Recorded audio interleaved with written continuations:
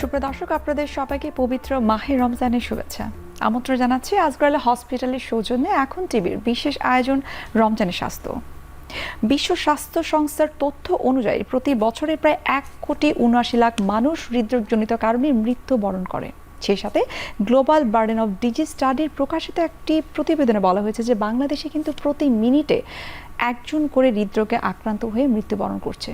সুতরাং এই যে রমজান মাস চলছে, এই রমজানে কিন্তু দেখা যায় যারা হৃদরোগে আক্রান্ত বা হৃদরোগী যারা রয়েছেন তারা কিছুটা দুশ্চিন্তা করেন যে তারা রোজা রাখতে পারবেন কিনা। সেই সাথে পরিবারের সদস্য যারা রয়েছে তারাও কিন্তু কিছুটা চিন্তা ভাবনা করেন যে পরিবারের যে সদস্যটি হৃদরোগে আক্রান্ত তিনি আসলে রোজা রেখেও সুস্থ থাকতে পারবেন কিনা। কেননা হৃদরোগীদেরকে বিভিন্ন ধরনের ঔষধ খেতে হয়, তাদের ব্লাড প্রেশার ঠিক আছে কিনা সেই বিষয়টি কিন্তু বিবেচনা করাটা অনেক বেশি গুরুত্বপূর্ণ। সুপ্রিয় দর্শক, এই রমজান মাসে হৃদরোগীদের রোজা রাখতে পারা না পারার বিষয়টি নিয়ে আজ আমরা বিস্তারিত আলোচনা করার চেষ্টা করব। আমাদের আজকের আলোচনার বিষয় হচ্ছে হার্ট অ্যাটাক এবং তার জানা অজানা। আর এই বিষয়টি নিয়ে কথা বলার জন্য আজ আমাদের সঙ্গে স্টুডিওতে উপস্থিত রয়েছেন অধ্যাপক doctor Mohammad Mamunur Rashid Sizar, senior consultant clinical and interventional cardiology, Azgar Ali hospital. Sir, কেমন আছেন আপনি? আলহামদুলিল্লাহ ভালো।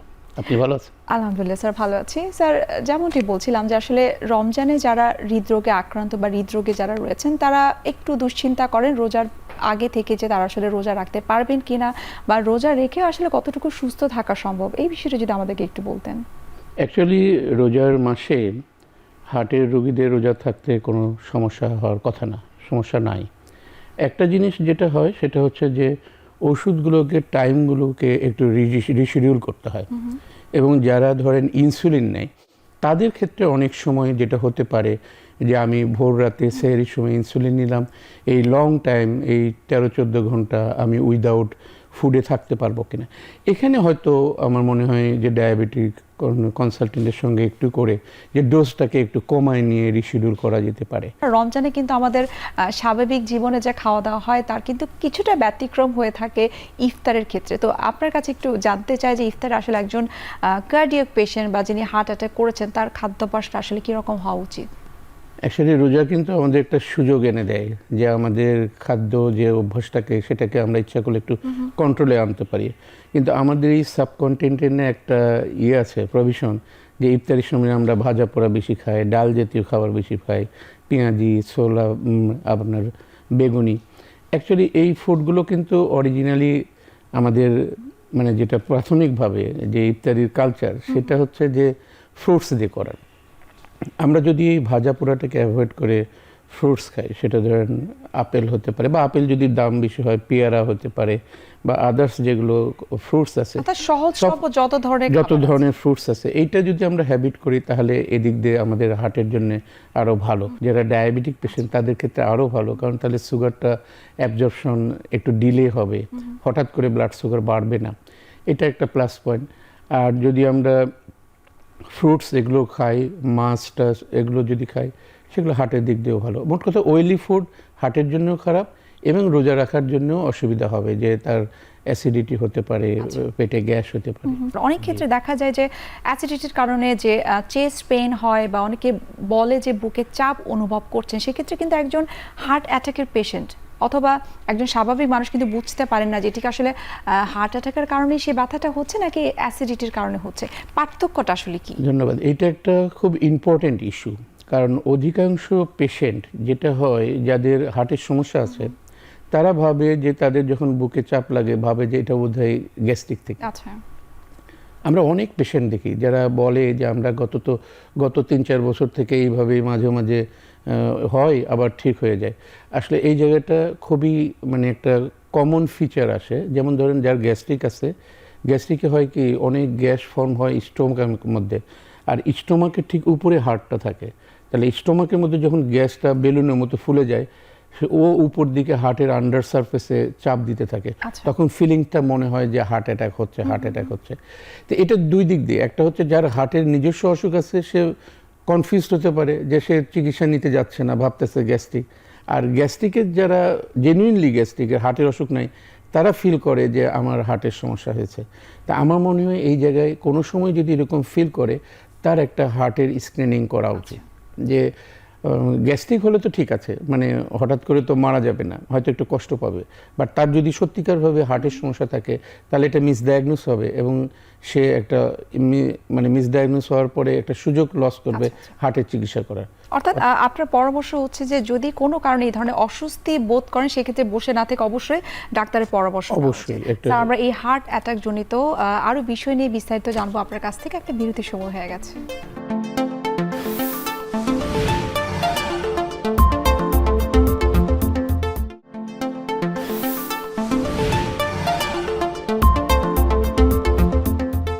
হার্ট অ্যাটাকের রোগীদের সাধারণত বা হৃদরোগী যারা রয়েছেন তাদেরকে আসলে কিছু কিছু টেস্ট করা হয়। এক্ষেত্রে একটা টেস্ট হচ্ছে পিটিসিআই। এই পিটিসিআইটা বলতে আসলে কি বোঝায়?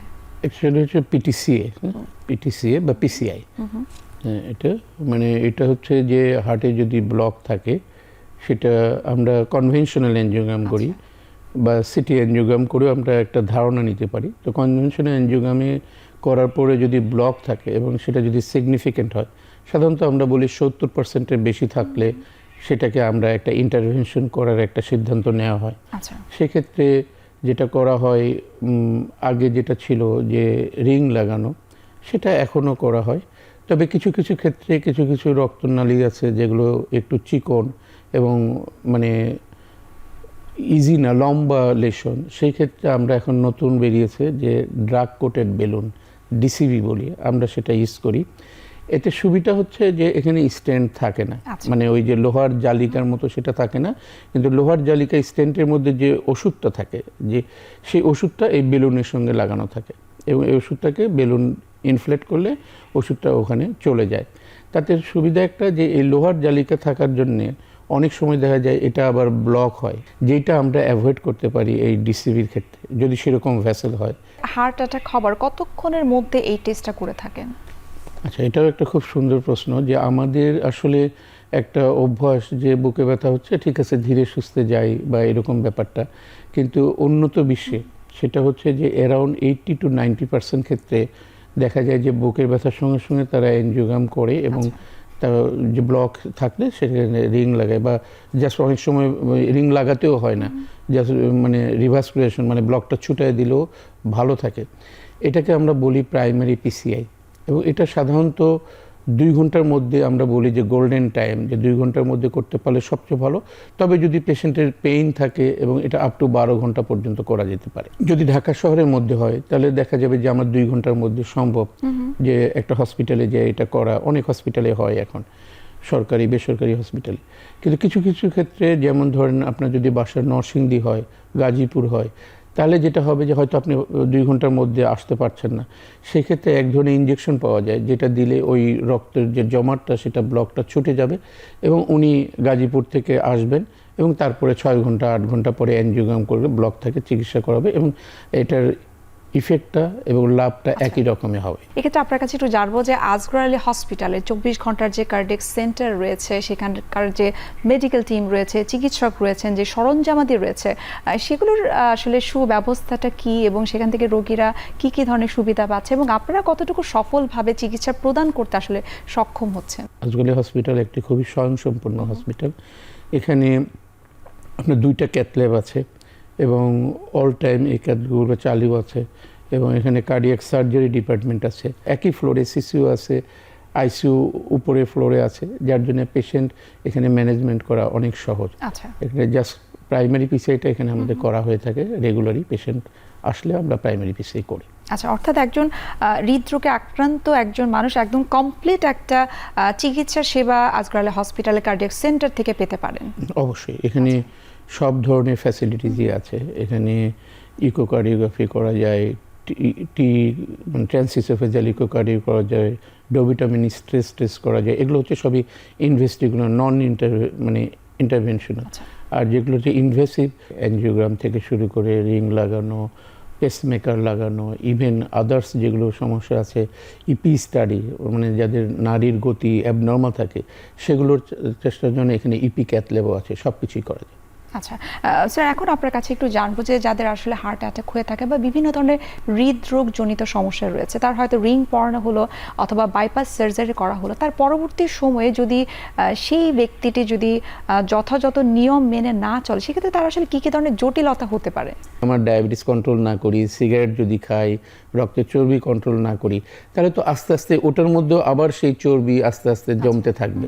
অতএব এই জিনিসটা মানে মনে কোনো কারণ নাই যে আমি তো রিং লাগাইছি অতএব আমার আর কিছু করার দরকার নেই, সারা জীবন আমি ভালো থাকবো। এবং অনেকের ক্ষেত্রে কিন্তু আমরা দেখে থাকি যে তিনি হার্ট অ্যাটাকের জন্য যাবতীয় ঔষধ খাচ্ছেন, পর্যাপ্ত ঘুমানো তার হচ্ছে, কিন্তু সেই ক্ষেত্রে যতটুকু দরকার তার ফিজিক্যাল অ্যাক্টিভিটি সেটা কিন্তু তিনি মেনটেন করছেন না।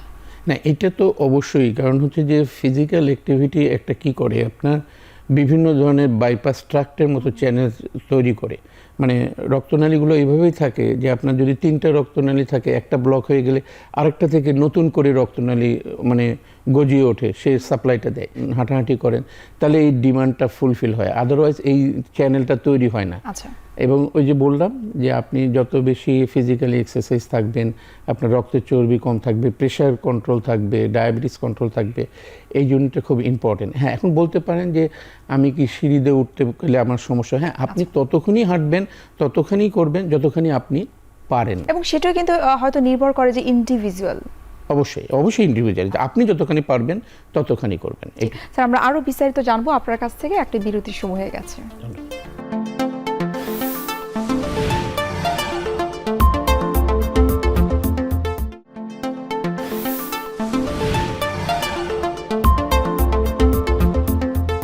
স্যার, বিরতির আগে আমরা আলোচনা করছিলাম যে হার্ট অ্যাটাকের রোগী যারা রয়েছে তাদের সার্জারি পরবর্তী সময়টাতে কি কি জটিলতা হতে পারে যদি তারা যথাযথভাবে কিছু নিয়ম কানুন মেনে না চলেন। এখন আপনার কাছে একটু জানবো, যাদের কার্ডিয়াক রিলেটেড প্রবলেম রয়েছে, আমরা জানি যে হাই ব্লাড প্রেশারের সাথে একটা ডিরেক্ট সম্পর্ক রয়েছে। তো এই ধরনের রোগীদের যদি ব্লাড প্রেশার হাই থাকে এবং তারা যদি ওই সল্টি খাবার বা লবণাক্ত খাবার যদি খায়, ক্ষেত্রে কতটুকু আসলে প্রভাব ফেলতে পারে? প্রেশারটা কি? প্রেশার হচ্ছে যে আপনি কোনো একটা ধরেন, আমাদের হার্ট কি করে, প্রতি সময়ে সে ব্লাডটাকে সারা শরীরে ছড়ায় দিচ্ছে এবং এটা একটা মানে চ্যানেলের মধ্যে দিচ্ছে। এখন এই যে টানেল বা এই চ্যানেলের মধ্যে যদি ব্লক থাকে, তাহলে হার্টকে অনেক বেশি শক্তি প্রয়োগ করতে হবে ওই রক্তটাকে ছড়ায় দেওয়ার জন্য। Hypertension is this like this, যেটা হচ্ছে ফিজিক্যাল ব্লকেট। একটা হচ্ছে যে আপনি যেটা বললাম যে রক্ত চর্বি টর্বিতে ব্লকেট হলো, হাইপারটেনশন ইটসেলফ কি করে যে হার্টের ওই জায়গাটাকে অনেক শক্তি দিয়ে হার্টকে ব্লাডটাকে সারা শরীরে ছড়াই দিতে হয়। অতএব এই ক্ষেত্রে আমার প্রেশার কন্ট্রোল রাখলে হার্টকে ওই জিনিসটা লোড নিতে হবে না, এবং হার্টকে যত আপনি লোড দেবেন ও রেস্টে থাকলে অনেক দিন ভালো থাকবে, অনেক দিন সুস্থ থাকবে। এই জায়গায় প্রেশার কন্ট্রোল করাটা খুবই জরুরি। আরেকটা আপনি কথা বলেছেন, সেটা হচ্ছে লবণ। অ্যাকচুয়ালি লবণকে আমরা বলি যে এটা হচ্ছে অনেক পয়জন, মানে যদি আপনি এক্সেস খান। এবং এটা মানে হাইপারটেনশন রোগীর ফার্স্ট কথা হচ্ছে, রুল অফ থাম 1 হচ্ছে আপনাকে লবণ জাতীয় খাবার কম খেতে হবে এবং হাঁটতে হবে। হাঁটলে হয় কি, রক্তনালীগুলো প্রসারিত হয়ে যায়, তখন যে ব্লকেটটা থাকে সেটা থাকে না এবং প্রেশার অনেক কন্ট্রোল হয়ে যায়। আরেকটা বিষয় জানবো, সেটা হচ্ছে আমার মনে হয় এটা হয়তো মিসকনসেপশন ডেফিনেটলি, যে অনেকে মনে করে যে আমার পাতে লবণ খাওয়া নিষেধ বা নর্মাল যে লবণটা সেটা খাওয়া নিষেধ, কিন্তু আমি একটু ভাজা লবণ খেতে পারবো। তো এই বিষয়টা যদি আমাদেরকে আরেকটু ক্লিয়ার করতে, যে কাঁচা লবণ বা ভাজা লবণ, সেই সাথে অনেকে কিন্তু পিঙ্ক সল্টও খেয়ে থাকে, তো এগুলো আসলে স্বাস্থ্যের জন্য কতটুকু ভালো, বিশেষ করে হার্টের জন্য? এটা একদমই ভুল ধারণা। লবণ যে কোনো ফর্মে হোক, সেটা আপনার সাদা হোক, পিঙ্ক হোক অথবা ভাজা হোক, লবণই সে তার ক্ষতিকার কাজ করবে এবং প্রেশারের রোগীর জন্য লবণটাকে অ্যাভয়েড করতেই হবে। হ্যাঁ, আপনি তরকারির মধ্যে যেটুকু খাচ্ছেন নর্মালি সেইটুকু করা যেতে পারে। অনেক হার্টের রোগীরা আছেন যারা হয়তো জানেন তিনি সুস্থ আছেন, তার ব্লাড প্রেশারও নর্মাল আছে, কিন্তু রোজা রাখার কারণে দেখা যাচ্ছে তারা কিছুটা অস্বস্তি ফিল করে। তো তাদের ক্ষেত্রে আপনার পরামর্শ কি, তারা কি আসলে রোজা রাখাটাকে আসলে কন্টিনিউ করবে কিনা? না, আমি প্রথমেই বলেছি যে রোজা রাখতে মানে হার্টের রোগীদের সমস্যা নাই, এবং প্রেশারের রোগীদের তো আরও সমস্যা হওয়ার কথা না। কারণ হচ্ছে যে তার প্রেশারটা এমনিই বেশি থাকে, রোজা থাকলে তার প্রেশারটা আরও কম থাকবে, কন্ট্রোল থাকবে। হ্যাঁ, আপনি এই ক্ষেত্রে বলতে পারেন যে আমার প্রেশার কমে যায়, সেক্ষেত্রে ওই যে বলছিলাম যে আপনি রিশিডিউল করতে হবে। কোনো একজন হার্ট অ্যাটাকের রোগী বা স্বাভাবিক কোনো মানুষের যদি ব্লাড প্রেশার বাড়তি থাকে তখন হয়তো তারা মেডিসিন খাচ্ছে, কিন্তু প্রেশারটা যখন কন্ট্রোলে চলে আসেন তখন তারা নিজেরা চিকিৎসকের পরামর্শ না নিয়ে ওষুধটা খাওয়া বন্ধ করে দেয়। এক্ষেত্রে আপনার পরামর্শ কি? এটাও একটা খুব কমন প্রবলেম। এটা কমন প্রবলেম মানে কি, আসলে আমরা বাই নেচার কেউ নিজেদেরকে অসুস্থ ভাবতে চায় না, ইজ এ ফ্যাক্ট। আপনি প্রেশার একবার হয়েছে, তখন হয়তো তার প্রেশারের ওষুধটা খাওয়া হলো, প্রেশারটা নর্মালে আসলো, সে তখন ভাবে যে আমি তো সুস্থ হয়ে গেছি, ছেড়ে দিলাম। কিন্তু উনি আর ফলো আপ করেন না যে উনি প্রেশারের ওষুধটা ছাড়ার পরে ওনার প্রেশারটা কত বাড়ছে, এটা কিন্তু দেখেন না। তো এইটা দেখা উচিত যে আমি নর্মাল থাকলাম, ঠিক আছে। আপনি যদি মনে করেন যে ওষুধ বাদ দেওয়া যাবে না, এমন কোনো কথা না, কিন্তু ডাক্তারের সাথে কনসাল্ট করে আস্তে আস্তে আপনি প্রেশারটাকে ওষুধ থেকে সরে আসতে পারেন। অনেক সময় গবেষণা কিন্তু বলছে যে একেবারে ওষুধ বন্ধ করে দেওয়াটার সাথে স্ট্রোকের একটা ঝুঁকি রয়েছে। যে পরিস্থিতিতে আপনার প্রেশারটার ওষুধ অবশ্যই প্রয়োজনীয় ছিল, সে জায়গা থেকে দেখেন, আপনি যদি ওয়েট লস করেন, আপনি যদি আপনার লাইফস্টাইল মডিফিকেশন করেন, আগে রাত 2টা-3টা পর্যন্ত কম্পিউটার টিপতেন, এখন সেখানে যদি আপনি 11টার দিকে ঘুমান, আপনি যদি সকালবেলা হাঁটেন এবং যে লবণ খাওয়াটা কমান এবং যে ফ্যাট জাতীয় খাবার কন্ট্রোলে আনেন, তাহলে মেবি আপনার ওষুধ হয়তো নাও লাগতে পারে। জি স্যার, আপনাকে অসংখ্য ধন্যবাদ এত চমৎকার করে আমাদেরকে বলে বোঝানোর জন্য যে একজন হৃদরোগী যদি সঠিক নিয়মে ওষুধ খায়, ফিজিক্যাল অ্যাক্টিভিটিস যদি ঠিক থাকে, প্রপার ঘুমটা যদি হয়, তাহলে তাদের পক্ষে সুস্থ থাকা সম্ভব এবং এই রমজানেও তারা রোজা রেখে সুস্থ থাকতে পারবে। অবশ্যই, আমি আবারও বলছি যে রমজানে রোজা রাখা সম্ভব। জি, সুপ্রিয় দর্শক, এতক্ষণ আপনারা দেখছিলেন আজগরলা হসপিটালের সৌজন্যে এখন টিভির বিশেষ আয়োজন রমজানের স্বাস্থ্য। আশা করি আমাদের আজকের অনুষ্ঠানের মাধ্যমে এবং আলোচনার মাধ্যমে আপনারা অনেকটাই নিশ্চিত হয়েছেন যে একজন হৃদরোগী বা একজন হার্ট অ্যাটাকে আক্রান্ত রোগী অবশ্যই রোজা রেখেও সুস্থ থাকতে পারবেন। সুপ্রিয় দর্শক, দেখা হবে আবার আপনাদের সঙ্গে আগামী পর্বে। সে পর্যন্ত আপনারা সবাই ভালো থাকুন, সুস্থ থাকুন। আল্লাহ হাফেজ।